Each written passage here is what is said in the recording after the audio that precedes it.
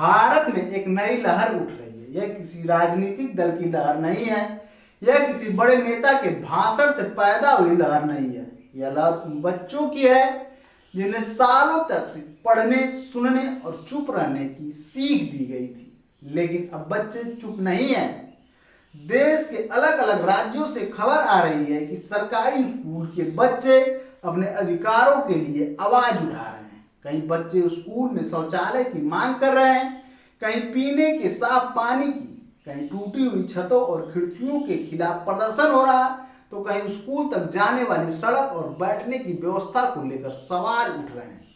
कुछ जगहों पर बच्चों ने कक्षाओं का बहिष्कार किया, कुछ जगहों पर हाथों में तख्तियां लेकर प्रदर्शन किया, कुछ जगहों पर प्रशासन को ज्ञापन सौंप गए। और सबसे हैरानी की बात यह है कि अब यह सिर्फ बड़े शहरों तक सीमित नहीं है। गांवों के छोटे छोटे स्कूल के बच्चे भी अपनी खुलकर बात रख रहे हैं।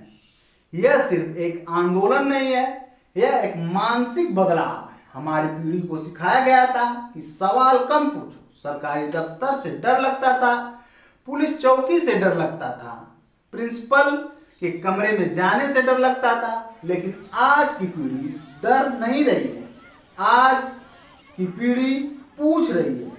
अगर शिक्षा हमारा अधिकार है तो बुनियादी सुविधाएं कहाँ हैं? अगर स्कूल विकास का केंद्र है तो वहाँ पानी, बाथरूम और सुरक्षित भवन क्यों नहीं है? अगर बच्चों का भविष्य देश की प्राथमिकता है तो उनकी समस्याएं प्राथमिकता क्यों नहीं? और हाल ही में जो दृश्य सामने आया है उसे देखकर सोचने पर मजबूर कर दिया है। जब मूक बधिर विद्यालय के छात्रों ने भी अपना विरोध दर्ज कराया, जो बोल नहीं सकते, जो सुन नहीं सकते, उन्होंने भी अपने अधिकारों की मांग की। उन्होंने साबित कर दिया अधिकारों की भाषा आवाज की मोहताज नहीं हो।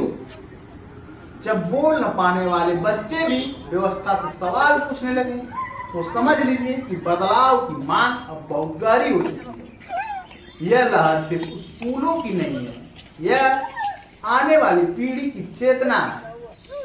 यह वही पीढ़ी है जो कल पंचायत से सवाल पूछेगी, ब्लॉक से सवाल पूछेगी, विधायक से सवाल पूछेगी। वे अपने अधिकार भी पढ़ रहे हैं, वे परीक्षा पास करने की तैयारी नहीं कर रहे हैं, वे नागरिक बनने की तैयारी कर रहे हैं। और जिस दिन देश का बच्चा सवाल पूछना सीख जाता है, उसी दिन बदलाव सिर्फ संभावना नहीं रहता है, वह एक तय भविष्य बन जाता है। ऐसे ही मुद्दों के लिए आप मुझे सब्सक्राइब करना न भूलें।